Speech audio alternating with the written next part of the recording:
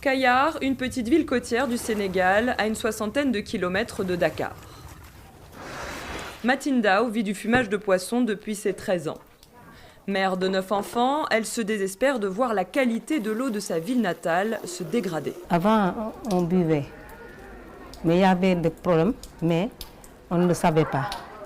Il y avait des maux de ventre et la diarrhée et des vomissements. Un constat partagé par ces autres habitants de Kayar, regroupés en collectif.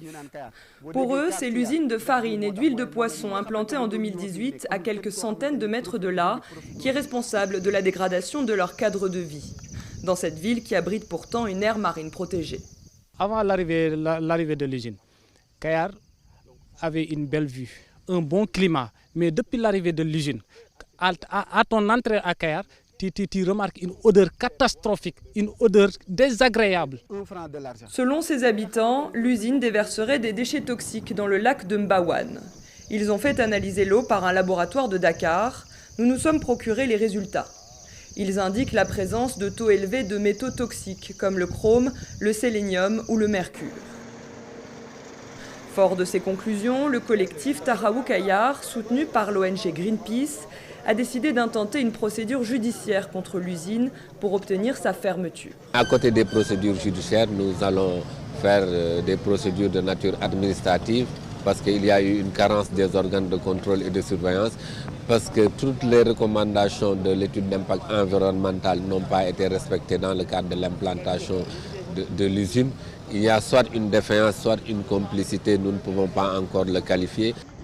Nous nous sommes rendus à l'usine Touba Protéines Marine, anciennement appelée Barna. Nous avons été reçus par son PDG, Babacar Diallo, qui nous a proposé une visite de la structure.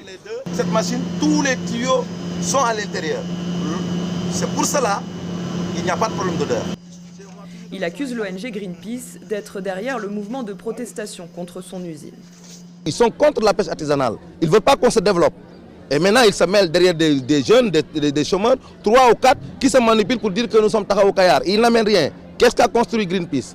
Nous avons fait du social, nous avons construit des hôpitaux, nous avons construit des mosquées. On a fait pas mal de choses pour la population parce que la vie est très chère. Depuis plusieurs années, Greenpeace mène campagne contre les usines de farine de poisson, accusées de menacer la sécurité alimentaire des populations. L'ONG estime qu'on en compte une 50aine en Afrique de l'Ouest, principalement en Mauritanie, en Gambie et au Sénégal.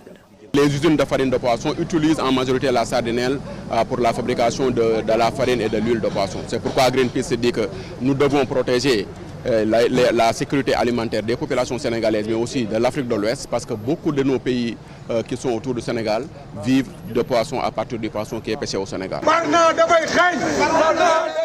Le procès opposant le collectif Tahaou Kayar à l'usine a été renvoyé à la demande des avocats de la défense. La prochaine audience est prévue à Thiès le 6 octobre.